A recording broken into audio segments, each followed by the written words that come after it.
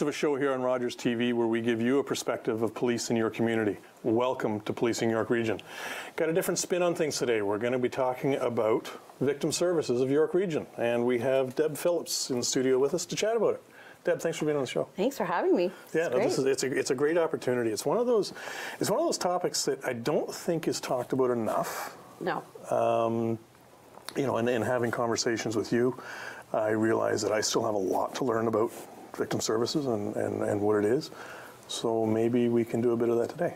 That sounds great. I think we're York Region's best kept secret. I think so. I've actually heard that said a few times, and I have to agree. Yes. It really is. So I guess, what are the building blocks for victim services? What is victim services? So we were hatched out of the May Isles inquest that occurred back in the mid-90s, where it was a domestic violence situation that turned into a homicide. Out of that came an inquest, and that created victim services. One of the recommendations out of that inquest was for victim services to be established. So somebody identified that the folks, the family members, after the fact, need support. Right. Is that? Yes. So we are in partnership with local police, so YRP and the OPP in Aurora, the detachment there. So what we do is we work together. They give us referrals to different case types that they're dealing with in the region. We follow up with those clients. So we provide emotional support, practical assistance, pretty much we meet people where they're at and try and help them however we can. It's a quick process, though. We're in and out fairly quickly. It's crisis oriented. Yeah, so it's not that lingering effect. It's day of as things are happening. Exactly. That's when your staff and we'll touch on this too, and or volunteers are engaged. So so what's that business model? What does your office look like? So our office is forever changing. We are fortunate in that we have increased our funding levels year after year. The unfortunate part about that is that it's because we're busier. It's a growing region. So our office is staffed pretty much 7 days a week with social workers. And what we do is we receive the referrals from police, usually by email or police call us and we follow up. So we either follow up by phone or if they request, we can follow up on scene in the immediate aftermath of some sort of a situation. So then there's me. I'm the manager of the volunteer program. We have an executive director, we have a program manager, and we have other support staff. Now, touching on the volunteer piece. Yes, my favorite. Big passion on my end. Yes. So you were sharing how many volunteers you have. Yes. So we have over 80 volunteers at any given time. It is incredible because it's a tough job to be a volunteer with us. It is. Extremely rewarding. Yes. Only for a very specific individual. Yeah, I've actually, I know some of the volunteers that do, volunteer their time with victim services.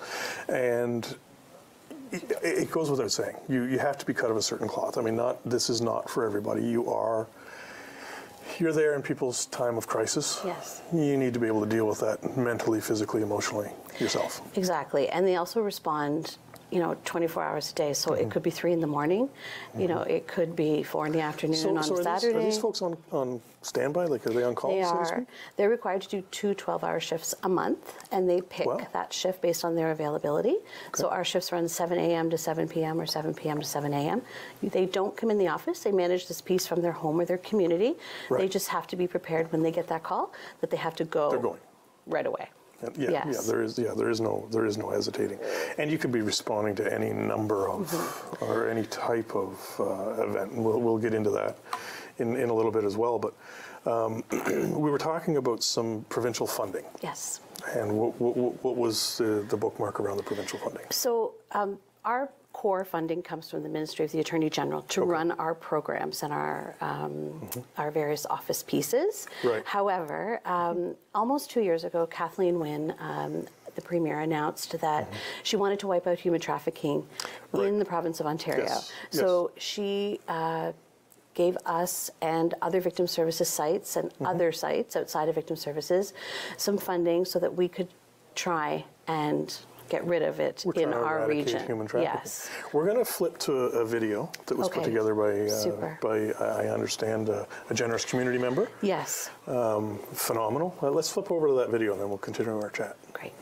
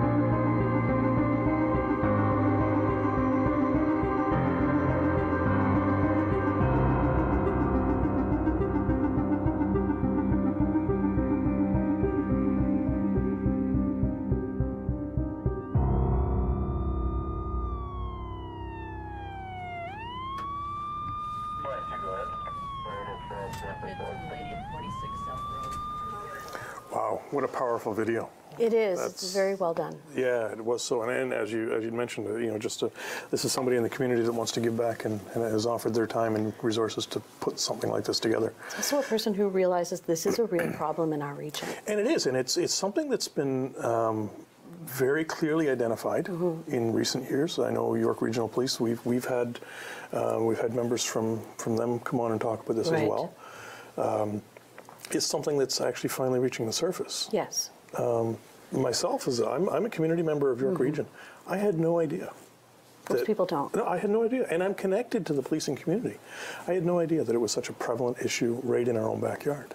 So this funding has allowed us to provide these specific clients who are leaving the sex industry to basically cover things like airplane flights. So a lot of these clients are not from our region. They can be from other coasts in Canada. So you'll provide the funding perhaps to get them home. Yes. They might live in Vancouver. Exactly. We also are able to now, it's unfortunate when these people get involved in this type of situation because they're often branded. Yes. And when I say branded, I mean possibly with a tattoo.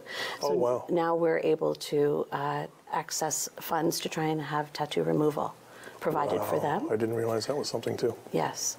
There's also funds available to assist with them potentially going into rehab.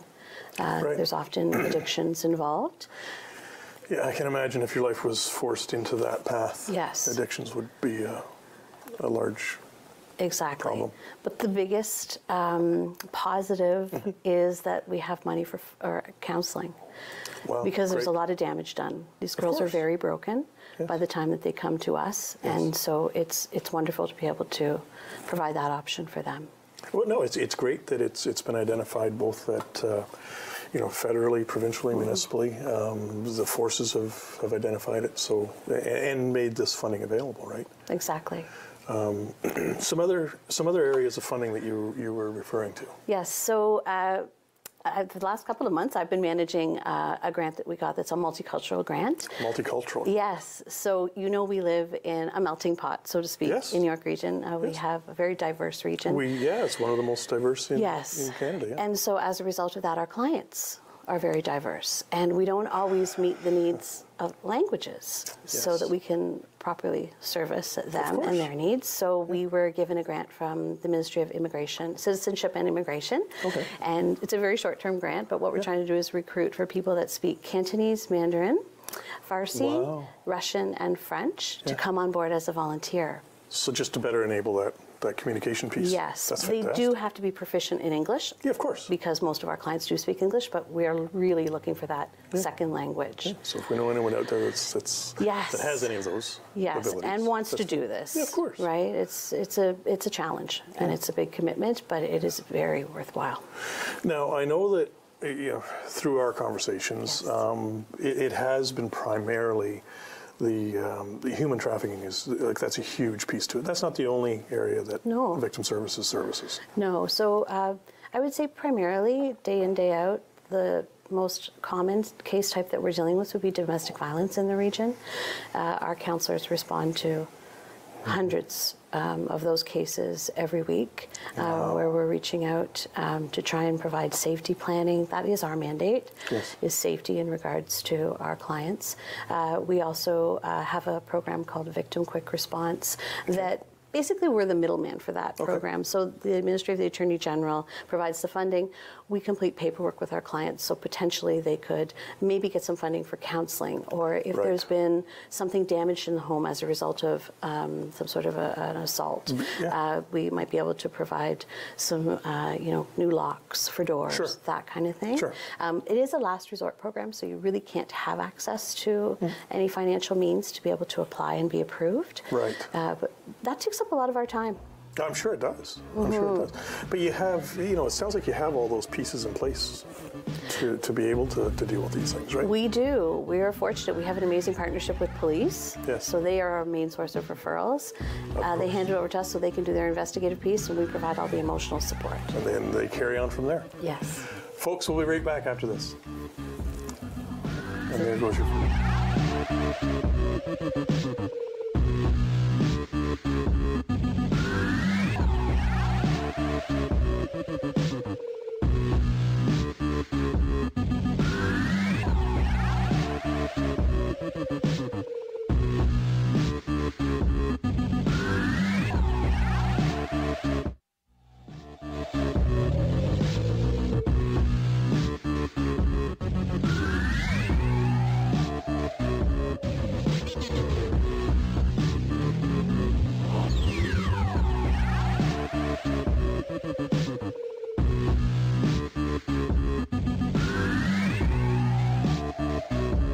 Welcome back, everyone, as we chat with Deb Phillips, who is with Victim Services of York Region.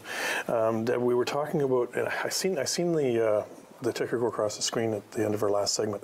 8,000 clients. Yes. Serviced in York, and that's just in York Region. Yes, we're a busy place. Wow. And that means, you know, if we serve a family, that we count each one of those people. Yeah, but they're all involved. Yes, they are. Right. You're yes. not. Yeah. No. That's a staggering number. It is, and often when we attend different scenes, there can be, for example, a lot of people to support. So if it's, for example, an industrial accident, you have people that would have witnessed, you know, potential employees that were there at the time, and then their families come out, that kind of thing. So it snowballs very quickly. I attend. Well, when you think of, okay, so Victim Services York Region, earlier we were talking about the human trafficking, the sex trade, and I suppose we alluded to, you know, accident scenes, domestic disputes, that kind of thing. But there's a far larger list. There certainly is. We attend all sudden deaths by request of police, and whether families want us there or not, right? They have to agree to have us come out.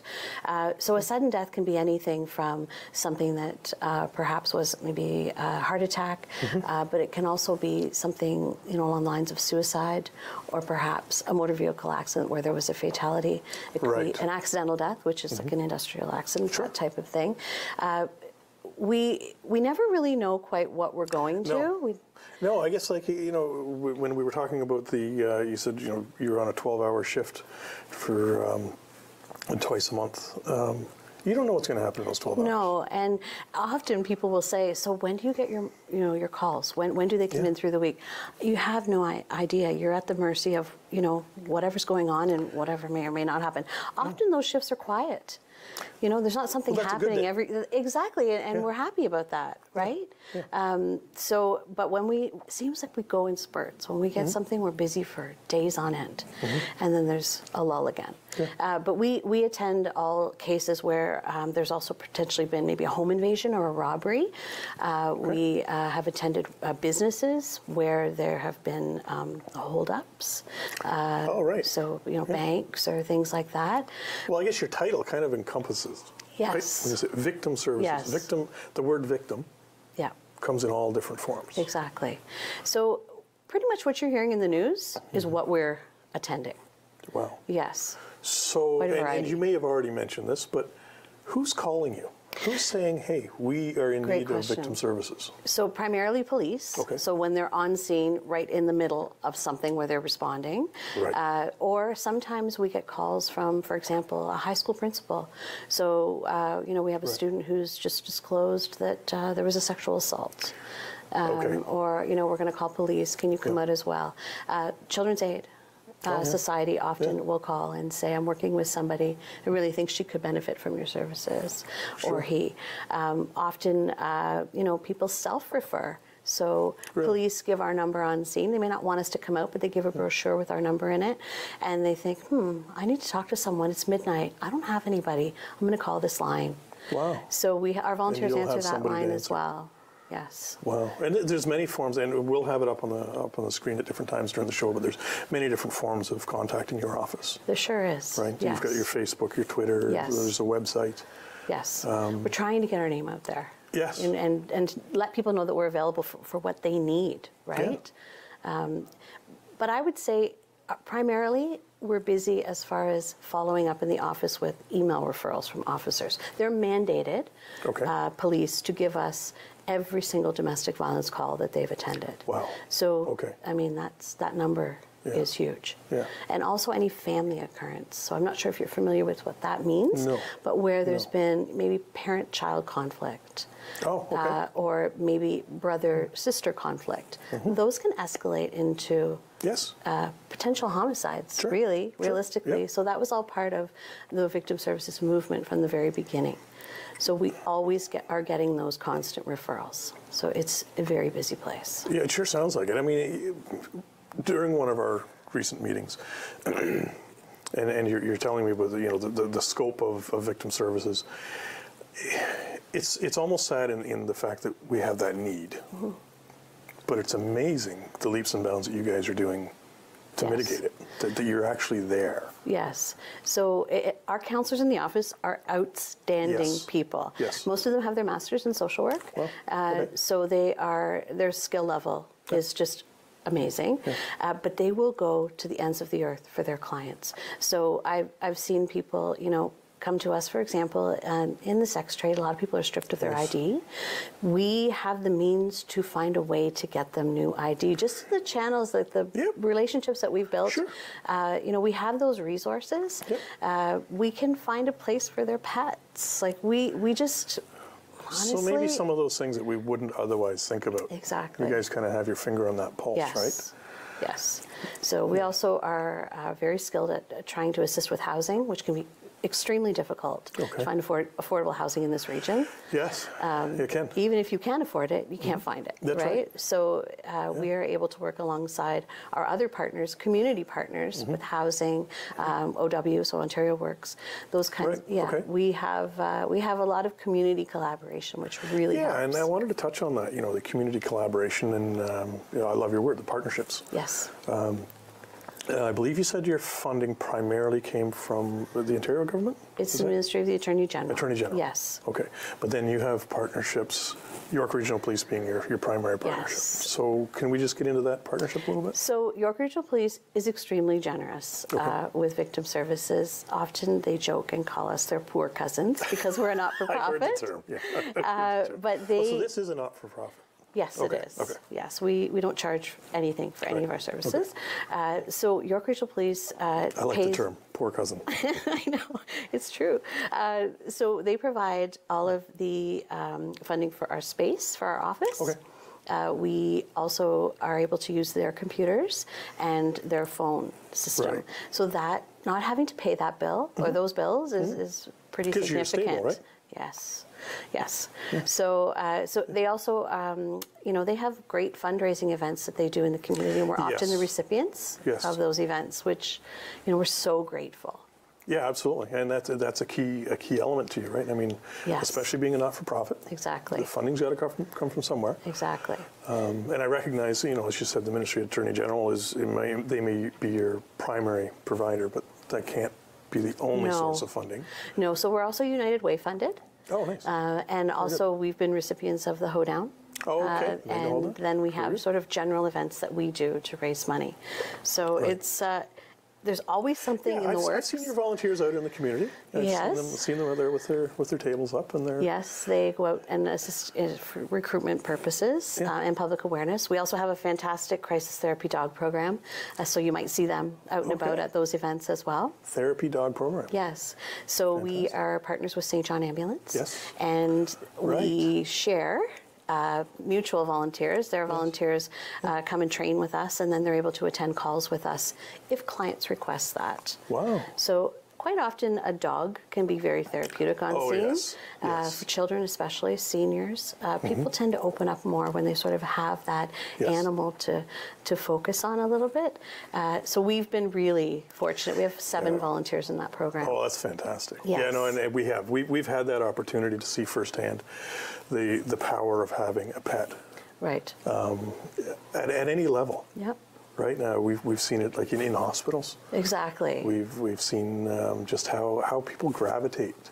And York Regional Police, they have their own as well, right? They do this. They do the very same thing, and it's amazing to watch how an animal gravitates more to those that are in need. It's amazing to see it. It wears them out, though. It does. It really does. They're doing their job. They really have a job. Yeah, they do have a job, and that's all part of it, right?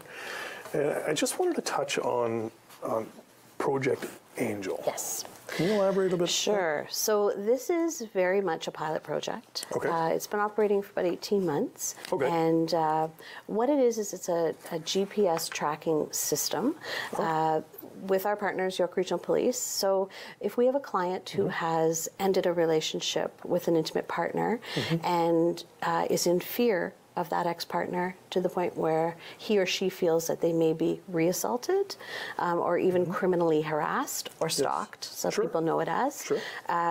we can discuss this program with them where they would receive the tracking device that they have to keep on them at all times. If they're in a situation where they need help, they press a button, it goes right to communications, and they can locate them and send police. Oh, wow. So that's a great program. It is a great program. It comes with its challenges in that a lot of people don't maybe necessarily identify that they're in the level of danger that they think, that we know actually. We do an assessment on them called ODARA, and it determines their level of risk. We meet, all of our community partners meet to approve whether or not they're going to be accepted into the program. And then we have to follow up with them every 2 weeks. We have to see that person in person every 2 weeks. Wow. And we're regularly checking in. It's a big responsibility on both ends, but it's almost foolproof, I would say. Yeah, no, it sounds like something that it's a great ability to have. Yes. Right? Yes. It's frightening to think that you have to have something like that. Yeah, and we touch on that in a number of different topics on the show that, and I mentioned it earlier on, that it's almost sad that we have that need, but at least somewhere someone is recognizing the need. Yes. And is trying to address it. We all hear what goes on in the news. We know that things can escalate and people can be harmed, right? So that's what we're trying to put in place to try and hopefully alleviate that. Yeah, you're doing the best you can. Yes. Now, with Victim Services of York Region, that's within us, right? Yes. That's right here. Victim Services is across Canada? It is across Canada. And I'm not sure of the total number of sites in Canada, but I know we have 40 plus in the province of Ontario. Wow. So they all operate pretty much with the same mandate. It's just, it's a bit of a different feel with depending on your police in your area. Some locations have the volunteer program that we offer where the volunteers can go on scene. Some don't. Most don't. So that's why our program is so unique. Right. People that want to be officers, people that want to be social workers, it's really helpful experience for them to get into the field. Although you can't just want to do that and think you can do victim services. You have to have a heart of gold. Yeah. You have to be genuine with people because they will see right through that if you're not. Absolutely. So that's my constant message to people is please walk in the door with your heart if you want to volunteer with Victim Services, because these people need real people in these horrific situations. Yeah, it makes sense. We were talking about that earlier. It takes a certain kind of person to be able to. It's not just to want to, but to actually be able to fill those shoes. Exactly. Being the first person on the scene where somebody's in distress. It's chaos. It can be, and you I'm have sure. to manage that. Yeah. And you have to manage your own triggers. So if if you've had a similar experience, you have to have dealt with that, or else we're going to be supporting you. You can't be bringing fear to the table. No, you can't. Absolutely not. Deb, thanks so much for coming on the show. My pleasure. Thanks for all of the information. Folks, that wraps up this episode of Policing York Region. For more information on the show, rogerstv.com. For more information on York Regional Police, yrp.ca. Been great having you. Look forward to seeing you again.